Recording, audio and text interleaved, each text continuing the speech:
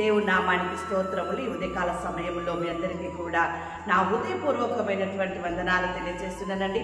ఈ దినము దేవుడు మీతో మాట్లాడుతున్నటువంటి మాట కీర్తనలు 111వ అధ్యాయం మొదటి వచనములో వాక్యం ఈ రీతిగా ఉంది. యెహోవాను స్తుతించుడి, యథార్థవంతుల సభలోను సమాజములోను పూర్ణ హృదయముతో నేను యెహోవాకు కృతజ్ఞతాస్తుతులు చెల్లించెదను అంటూ ఉన్నాడు దావీదు. ఈరోజు దేవుని సంఘములో మీరు దేవుని స్తుతించాలి, ఆయన మందిరములో ఆయనని స్తుతించాలి, ఆయన యొక్క సభలో ఆయన సమాజ మందిరములో ఆయనకి మీరు కృతజ్ఞతాస్తుతులు చెల్లించే వారిగా ఉండాలి. ఎందుకు దేవుని స్తుతిస్తూ కృతజ్ఞతాస్తుతులు చెల్లించే వారిగా ఉండాలి అంటే, దేవుని బిడ్డలారా, యెహోవా క్రియలు గొప్పవి. యెహోవా క్రియలు గొప్పవి. నీ జీవితంలో దేవుని క్రియలు గొప్పవిగా చేసి ఉన్నాడు. నీ కుటుంబంలో కావచ్చు, నీ వ్యక్తిగత జీవితంలో కావచ్చు, నీ సేవ పరిచర్యలో కావచ్చు, దేవుని కార్యములు గొప్పవిగా చేసి ఉన్నందుకు ఆయనకి నీవు కృతజ్ఞతాస్తుతులు చెల్లించాలి. నువ్వు అనుకుంటున్నావు కావచ్చు, గడిచిన వారంలో నా దేవుడు నా జీవితంలో ఏం కార్యం చేశాడు, నేను ఎంత ప్రార్థన చేసినా కూడా నాకు జవాబు రాలేదే అని నువ్వు అనుకుంటున్నావు కావచ్చు.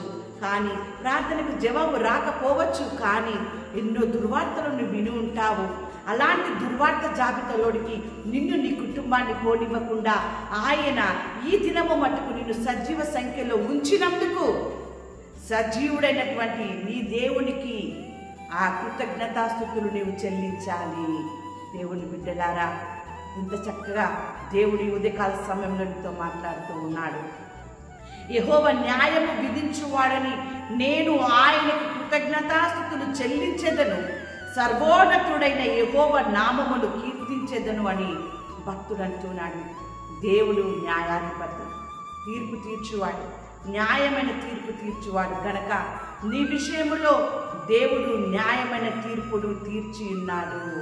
నువ్వు ఆయనకి కృతజ్ఞతాస్తుతులు చెల్లించు, ఆయన నామాన్ని నువ్వు కీర్తించు, గణపరచు, మహిమపరచు, ఆరాధించు. నీకు కనబడకపోవచ్చు, కానీ ఎవడు తరవక ముందే దుష్టుడు పారిపోవును అన్న రీతిగా ఆ వాక్యము నీ జీవితంలో నీ కుటుంబంలో ఆయన నెరవేర్చి నీ కుటుంబాన్ని సంతోషంగా ఆనందంగా సజీవ సంఖ్యలో ఉండేటటువంటి సంపూర్ణమైనటువంటి స్థితిని ఆయన నీ కుటుంబానికి ఇచ్చినందుకు నీవు దేవుని సన్నిధానంలోకి వెళ్ళి ఆయన నువ్వు ఆరాధించాలి. దేవుని బిడ్డలారా, దేవుని యొక్క వాక్యం సెలవిస్తూ ఉంది కదా, యేసు కన్నులు పైకెత్తి, తండ్రి నీవు నా మనవి వినినందున నీకు కృతజ్ఞతాస్తుతులు చెల్లించుచున్నాను. ఆయన మనవి చేశాడు, కృతజ్ఞతాస్తుతులు చెల్లించి ఉన్నాడు. నా మనవి వినినందున. అప్పటికి ఇంకా లాజర్ని సమాధిలో నుండి బయటికి తీసుకొని రాలేదు. తీసుకొని రాకమునిపే నా మనవి నువ్వు విన్నందుకు నీకు కృతజ్ఞతాస్తుతులు చెల్లిస్తున్నాను అని చెప్పి యేసు అక్కడ ప్రార్థన చేసి ఉన్నాడు. లాజర్ని బయటకు తీసుకొచ్చాడు, కట్లన్నీ విప్పి ఉన్నాడు. మరణించిన లాజరు 3 దినములైతుంది. అక్కడ వారందరూ అంటున్నారు వాసన వస్తుందయ్యా అని. కానీ యేసు ప్రార్థన చేస్తూ ఉన్నాడు, కార్యం జరిగించువాడవు నీవు, నా పక్షంలో ఉండువాడవు నీవు, న్యాయం చేయవాడవు నీవు, నీ క్రియలు నీ కార్యములు గొప్పవి కదా, నా మనవి నీవు విన్నందుకు నీకు కృతజ్ఞతాస్తుతులు చెల్లించుచున్నాను అని విశ్వాసము కలిగి నీవు కూడా యేసులాగా ప్రార్థన చేసినప్పుడు చనిపోయిన లాజరు తిరిగి ఎలా లేచాడో, లేచిన లాజరు కట్లు ఏ రీతిగానైతే విప్పబడ్డాయో నీ కుటుంబంలోని సంఘములు కూడా ఆ రీతిగా జరుగును గాక. దేవుని బిడ్డలారా, దేవుడు తిరిగి లేపే దేవుడు, దేవుడు విశాలతను కలిగజేసే దేవుడు, విస్తరింపజేసేటటువంటి దేవుడు నీ దేవుడు. అందుకనే వెలుగును చీకటిని నీ జీవితంలో నీ కుటుంబంలో సంఘములో వేరుపరిచి ఉన్నాడు.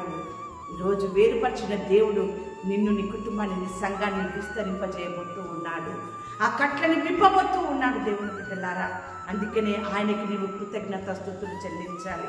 దేవుని యొక్క వాక్యం సెలవిస్తూ ఉంది కదా, తెస్సలోనీయులకు రాసిన మొదటి పత్రిక 5వ అధ్యాయం 15వ వచనములో, ఎడతెగక ప్రార్థన చేయడి, ప్రతి విషయమునందును కృతజ్ఞతాస్తుతులు చెల్లించుడి, ఇలాగు చేత యేసుక్రీస్తునందు మీ విషయంలో దేవుని చిత్తము.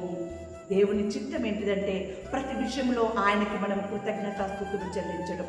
ఆ రీతిగా నీవు కృతజ్ఞతాస్తుతులు చెల్లించినట్లయితే నీ జీవితంలో ఇంకా గొప్పని ఆశీర్వాదములు నీవు నీ కుటుంబముని సంఘమును దేవుడు మీకు అనుగ్రహించి అట్టి ఆశీర్వాదములు మీరు నిండారుగా పొందుకొని అనుభవించుదురు